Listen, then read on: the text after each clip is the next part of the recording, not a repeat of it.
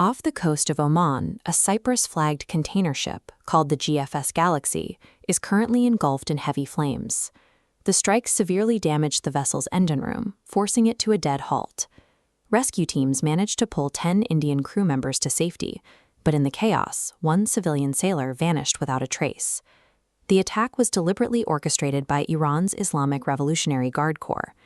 Hitting the GFS Galaxy immediately shattered a fragile, pre-existing ceasefire in the region, setting off a chain reaction of military escalations.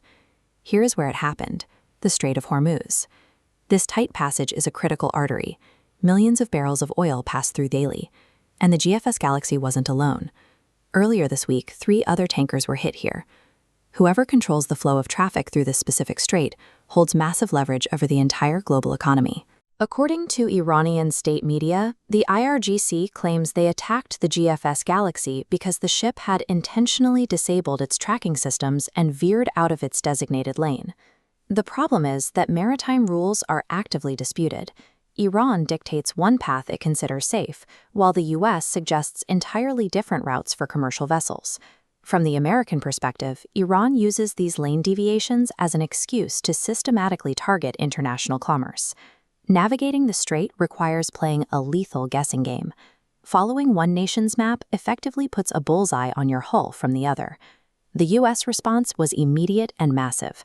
Central Command launched a wave of retaliatory strikes, claiming to hit roughly 140 Iranian military targets.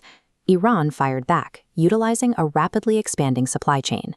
Their defense minister boasted they completely tripled combat drone production. They turned these weapons toward US assets, launching an assault on a Jordanian airbase that wiped out an American command center in MQ-9 hangar. What started as an attack on a civilian cargo vessel rapidly escalated into direct, heavy bombardments between 2 major military powers. The crossfire is spilling over the borders, dragging nearby US allies into the line of fire. Both Bahrain and the United Arab Emirates are officially on high alert. In the UAE, the Interior Ministry has actively begun preparing for incoming missile strikes, with air raid sirens already sounding across the country. The fallout from one burning container ship is putting the entire Middle East on the defensive. Publicly, the rhetoric is hostile.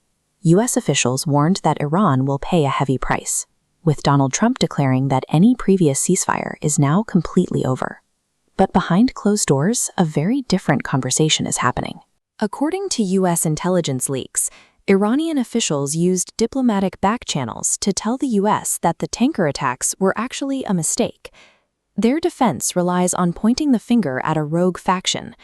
Iran insists that an uncontrollable splinter group within their own ranks launched the strikes, rather than the central command. This reveals the core danger of the current standoff. When communication lines are severed and tensions are high, a misfire by a splinter group looks exactly like a deliberate act of war.